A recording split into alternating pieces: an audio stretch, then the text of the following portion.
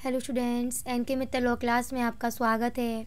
जैसा कि आप सभी स्टूडेंट्स जानते ही हैं कि आज यह मेरी क्लास 4th है, जिसमें मैं आज कंसीडरेशन और उससे रिलेटेड कैरेक्टरिस्टिक्स के बारे में बात करने जा रही हूँ। इससे जो प्रीवियस क्लास हो चुकी हैं उनमें हमने ऑफ़र, मीनिंग ऑफ कॉन्ट्रैक्ट के बारे में, ऑफ़र और एक्सेप्टेंस के बारे में और टाइप्स ऑफ कॉन्ट्रैक्ट के बारे में बता दिया है। बहुत आसान तरीके से हम कंसीडरेशन को समझेंगे। कंसीडरेशन को समझने के लिए आज मैं शुरुआत एक एग्ज़ाम्पल से ही करती हूँ। सपोज़ करो ए है। वो कौन है? ए एक ओनर ऑफ कार है। वो अपनी कार को 5 लाख रुपए में क्या करना चाहता है? बी को बेचना चाहता है। अब यहाँ पर ए के लिए कंसीडरेशन क्या होगा? कंसीडरेशन मतलब समथिंग इन रिटर्न, हमें कुछ मिलना भी चाहिए। तो ए को क्या मिलेगा? ए को मिलेंगे 5 लाख रुपए। तो वो ए के लिए कंसीडरेशन हो गया। बी को क्या मिलेगा? बी को कार मिलेगी, तो वो बी के लिए कंसीडरेशन हो गया। कंसीडरेशन का मीनिंग बहुत क्लियर है, ज़्यादा कुछ नहीं है इसमें। लेकिन हम जब भी बात करते हैं किसी एग्रीमेंट के वैलिड कॉन्ट्रैक्ट में बनने की, तो हमेशा हमारा पॉइंट यह होगा कि वह कंसीडरेशन लॉफुल कंसीडरेशन भी होना बहुत ज़रूरी है। केवल कंसीडरेशन नहीं, लॉफुल कंसीडरेशन होना भी बहुत ज़रूरी है। अगर हम कंसीडरेशन की बात करें तो इसमें ध्यान रखना, ये जो एक लीगल मैगज़ीम है वो कंसीडरेशन से ही रिलेट करती है। और इसका मतलब क्या है? Something in return. यही वाली बात मैंने आपको अभी इस एग्ज़ाम्पल में बताई है। क्या बताया मैंने अभी इस एग्ज़ाम्पल में? Something in return.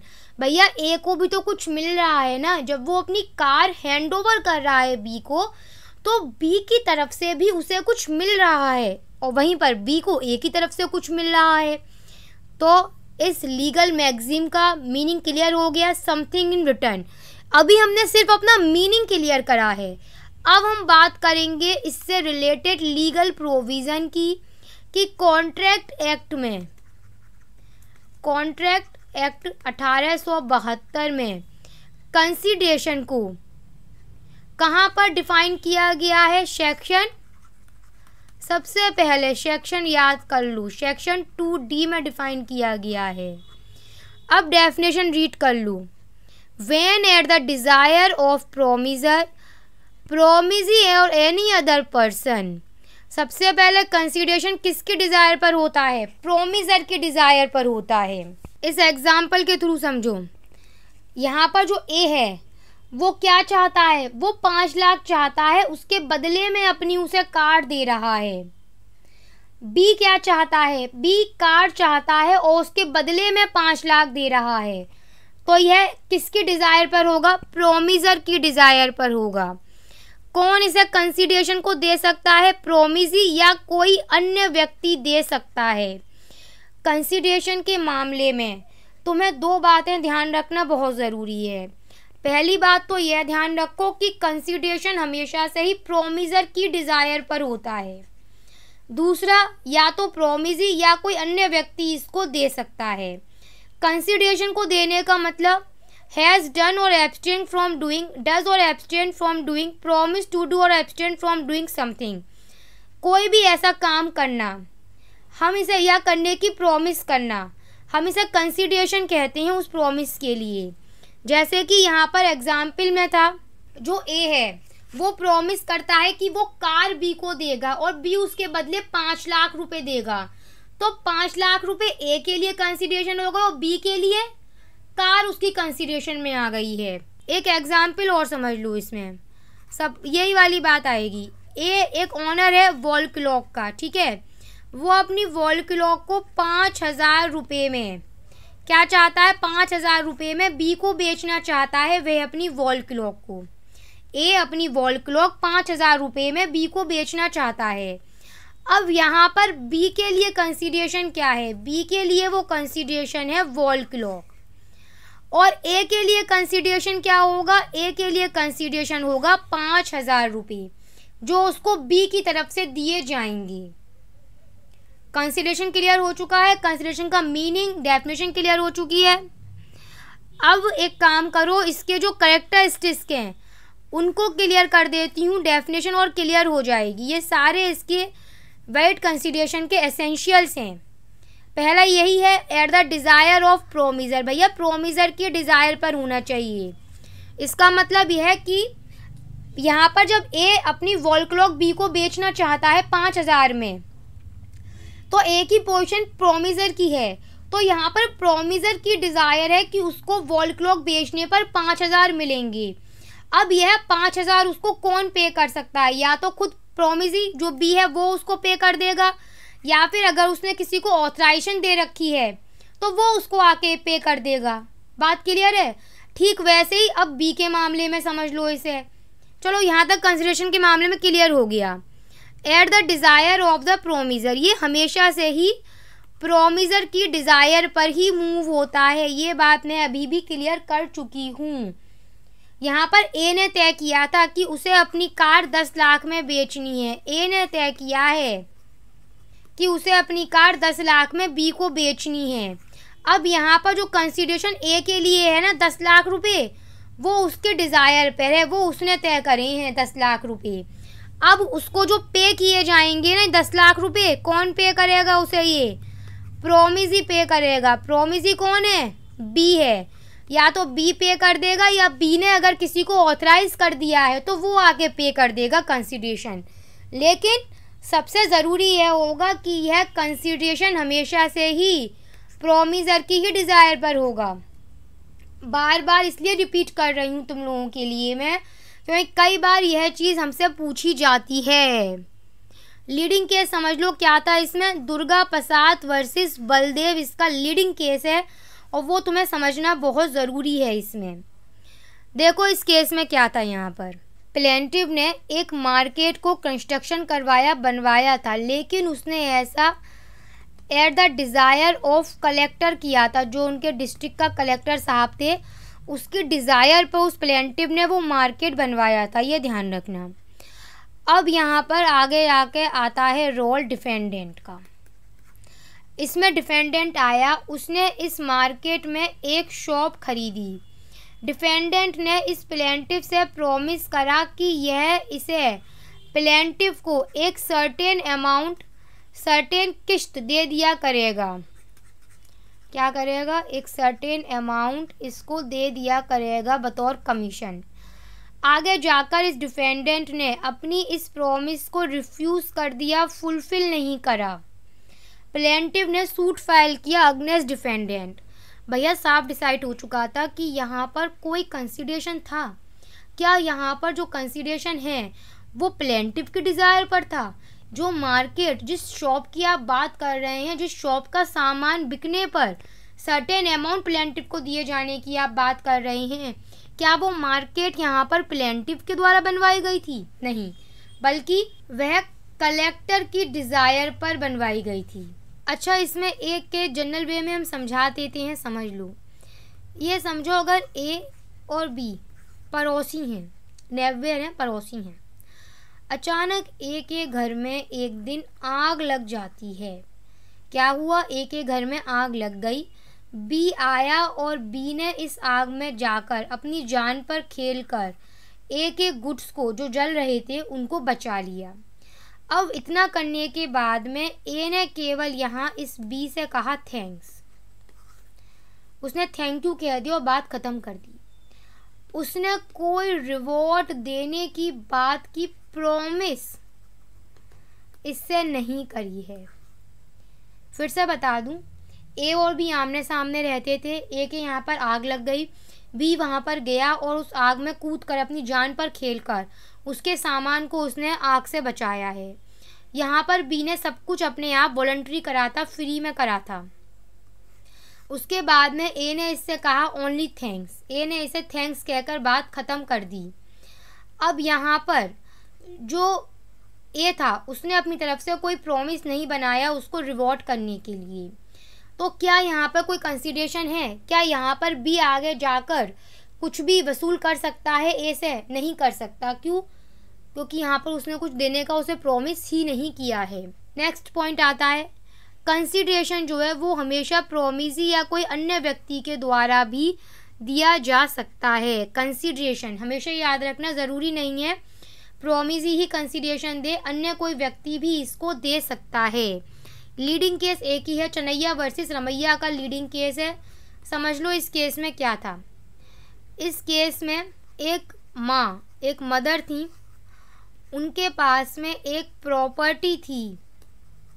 उन्होंने इस प्रॉपर्टी का एक पार्ट अपने एक बेटे को गिफ्ट कर दिया था, समझ गए? और उसके साथ ही उन्होंने यह कहा था कि वह जिस प्रॉपर्टी के भाग को अपने बेटे को गिफ्ट कर रही हैं, उनका वह बेटा एक सर्टेन अमाउंट हर महीने अपने जो भाई हैं उनको दे दिया करेगा। अब यहाँ पर डिफेंडेंट ने, जो उसका बेटा था जिसको ये प्रॉपर्टी गिफ्ट की गई थी, उसने उसी दिन इस बात का एग्रीमेंट भी बना दिया था कि हाँ वो ऐसा करने के लिए प्रॉमिस करता है। लेकिन आगे जाकर इसने अपनी इस प्रॉमिस को रिफ्यूज़ कर दिया था।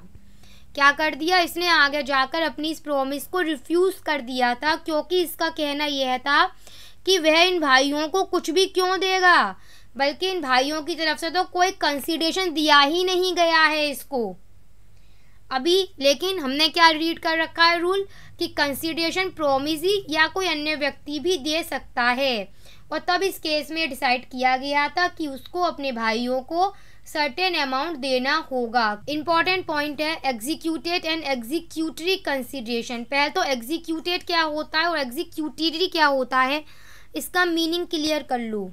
एग्जीक्यूटेड इसका मतलब परफॉर्मेंस कंप्लीट हो गई, मतलब दोनों पार्टीज परफॉर्मेंस कंप्लीट कर चुकी हैं। जैसे कि ए था, वो एक शॉपकीपर है, ठीक है। बी उसके पास गया, बी ने उससे कहा हमको चावल चाहिए। ए ने कहा ठीक है। बी ने यहाँ पर इसे कैश दिया और ए ने यहाँ पर इसको राइस दिए। डिलीवरी उसी वक्त हो चुकी है, राइस की डिलीवरी हो गई, हाथ के हाथ कैश आ गया, पेमेंट आ गया। एग्जीक्यूटेड ये माना जाएगा, क्या माना जाएगा? एग्जीक्यूटेड है ये। अब क्या समझ लो एग्जीक्यूटरी किसे कहते हैं। पहले तो इन वर्ड्स के मीनिंग क्लियर कर रही हूँ मैं अभी तुम्हें। ए ने कहा कि वो अपनी कार उसे 10 लाख में बेचना चाहता है। ए ने क्या कहा? वो अपनी कार उसे 10 लाख में बेचना चाहता है। अब यहाँ पर डिसाइड यह हुआ बी और ए ने मिलकर कि अब से 2 महीने के बाद में बी उसे पैसे देगा और ए अपनी कार डिलीवर करेगा। दोनों पार्टीज़ की परफॉर्मेंस कहाँ हो रही है? फ्यूचर में होने की बात हो रही है। दोनों पार्टीज़ की जो कंसीडरेशन है कहाँ जा रहे हैं? फ्यूचर में जा रहे हैं, तो वो एग्जीक्यूटरी है। एक एग्जाम्पल अब इन दोनों का मिला हुआ समझ लो। ए ने समझ लो 10,000 रुपये, ए ने 10,000 रुपये बी को डिलीवर कर दिए हैं। ए ने 10,000 रुपये बी को पे कर दिए हैं। क्यों? ताकि अब से एक महीने के बाद में बी के द्वारा चावल, अच्छी क्वालिटी के चावल ए को डिलीवर किए जाएंगे। तो यहाँ पर जो ए का पार्ट है वो एग्जीक्यूटेड है, क्योंकि ए अपनी तरफ से परफॉर्म कर चुका है। लेकिन बी अपनी परफॉर्मेंस कब करेगा? इन फ्यूचर करेगा। तो बी का पार्ट एग्जीक्यूटरी कंसीडरेशन में जाएगा। इन बातों को हमें ध्यान रखना होगा। यह भी समझ लो कंसीडरेशन पास्ट, प्रेजेंट और फ्यूचर तीनों तरह से हो सकता है। एग्जाम्पल समझाती हूँ, समझना। ए था, उसके पास में एक पर्स था, उसका वो पर्स खो गया। ए के पास एक पर्स था, उसका वो पर्स खो गया और यहाँ पर उस पर्स को बी को मिल गया और पर्स में आईडी वगैरह थी। बी ने जान लिया कि वो पर्स ए का है। बी ने वॉलंटरी स्वेच्छापूर्वक ऐसा किया और बी उस पर्स को ले जाकर ए के पास गया और उसको वापस कर दिया। क्या कर दिया? रिटर्न कर दिया। ए ने क्या करा? ए ने उससे प्रॉमिस करा कि वह उसे रिवॉर्ड देगा। अब यहाँ पर एक बात समझ लो, ये पास्ट कंसीडरेशन है। कैसे? बी की तरफ से तो बी की तरफ से अपनी परफॉर्मेंस फुलफिल कर दी गई। अब ए ने अपनी परफॉर्म करने की बात करी है। बी ने तो अपनी परफॉर्मेंस किसमें, पास्ट में ही फुलफिल कर दी ना। अब ए अपनी परफॉर्म करने की बात कर रहा है, उसको रिवॉर्ड देने की बात कर रहा है। तो कंसीडरेशन पास्ट, प्रेजेंट और फ्यूचर कैसा भी हो सकता है। एक और समझ लो, कंसीडरेशन में यह कहीं नहीं कह रखा कि उसे एडिक्वेट होना चाहिए। ये वाली बात हमेशा इसमें याद रखना। अच्छा, वैसे इस वाली बात को सेक्शन 25 के एक्सप्लेनेशन 2 में भी क्लियर करा गया है। एग्जाम्पल समझ लो, बहुत सिंपल है। ए है, उसके पास में अपनी एक वॉल क्लॉक है। वो वॉल क्लॉक वह 10,000 की है। वॉल क्लॉक का प्राइस कितना है, 10,000 है। लेकिन बी उसे केवल 100 रुपये में ही खरीद रहा है और ए ऐसा करने को तैयार है। भैया समझ में आ रहा है, कंसीडरेशन क्या है, इनएडिक्वेट है, एडिक्वेट नहीं है। लेकिन तब भी बी को वह 100 रुपये में बेच रहा है। यहाँ पर ये वैलिड है। इस पर ध्यान नहीं दिया जाता कि कंसीडरेशन इनएडिक्वेट है ये या फिर एडिक्वेट है। लेकिन इस बात पर भी ध्यान दिया जाएगा कंसीडरेशन एडिक्वेट है कि इनएडिक्वेट है अगर वह फ्री कंसेंट से रिलेट कर देता है। अगर यहाँ पर बी यह कह देता है कि बी की जो कंसेंट है वो डरा धमका के ली गई है, तब भैया इस बात को ध्यान रखा जाएगा कि ये कंसीडरेशन इनएडिक्वेट है। Next, must not be performance of exiting duty. Yes, अगर आप यह कह रहे हैं सामने वाली पार्टी से कि आप वो ही काम कर रहे हैं जो आपकी ड्यूटी है करना, तो हम उसे वहाँ पर कंसीडरेशन के रूप में अप्लाई नहीं करेंगे। Must not be performance of exiting duty, तो हम उसको कंसीडरेशन नहीं मानेंगे। हमेशा याद रखना, कंसीडरेशन रियल होना चाहिए, इल्यूजरी भ्रमात्मक नहीं होना चाहिए। फॉर एग्जाम्पल ये समझ लो, ए और बी आपस में कॉन्ट्रैक्ट करते हैं, एग्रीमेंट करते हैं, सॉरी। ए कहता है कि वो यहाँ पर बी के लिए बाई मैजिक खजाना बाई मैजिक ट्रेजर खजाना डिस्कवर करेगा। It is a possible? No, यह तो इम्पॉसिबल है भाई। यह जो कंसीडरेशन की बात हो रही है, अगर ए कहता है कि वो बी को 10,000 रुपये देगा, ठीक है, उसके बदले बी जो है उसके लिए ट्रेजर बाई मैजिक डिस्कवर करेगा, पॉसिबल है? इम्पॉसिबल है। जो यहाँ पर कंसीडरेशन बी की तरफ से ए को जाना था वो तो इल्यूजरी है, रियल है ही नहीं। जबकि कंसीडरेशन हमेशा से रियल होना चाहिए। ये तो बहुत ही इम्पॉर्टेंट है, हम सभी को पता है। कंसीडरेशन हमेशा से लॉफुल होना चाहिए। एग्जाम्पल में आप ये रख लीजिए, इसमें एक सेकंड स्टूडेंट्स, एग्जाम्पल में आप ये रख लीजिए, ए है, उसके पास में अपनी एक मोटरसाइकिल है। वो 75,000 में मोटरसाइकिल बेचने की बात कर रहा है बी के लिए, और बी कहता है कि वो एग्रीड करता है इसे खरीदने के लिए।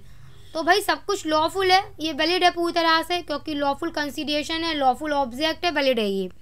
लेकिन ध्यान रखना, कंसीडरेशन कभी भी अनलॉफुल या पब्लिक पॉलिसी के अगेंस्ट नहीं होना चाहिए। अगर ऐसा कभी हुआ तो वो एग्रीमेंट वॉइड बन जाता है। एग्जाम्पल सेक्शन 23 का देख लीजिएगा आप, इसे रिलेट करता है सेक्शन 23, जिसमें यही बताया गया है कि जो ए था, ए प्रॉमिस करता है बी से कि वो बी को नौकरी दिलवाएगा, सरकारी नौकरी। उसके बदले में जो बी है वो उसे 1,000 रुपये पे करने का वादा करता है। अपने आप में वॉइड है एग्रीमेंट। क्यों? क्योंकि कंसीडरेशन अनलॉफुल है, पब्लिक पॉलिसी के अगेंस्ट है। तो यह कुछ कैरेक्टरिस्टिक्स थे। आज हमने यहाँ पर कंसीडरेशन के मीनिंग को, उसकी डेफिनेशन को और उससे रिलेटेड कैरेक्टरिस्टिक्स को, उससे रिलेटेड एसेंशियल्स को यहाँ पर आज जान लिया है। अगले टॉपिक में जो भी इससे related important part of consideration होगा हम उसको लेकर आएंगे।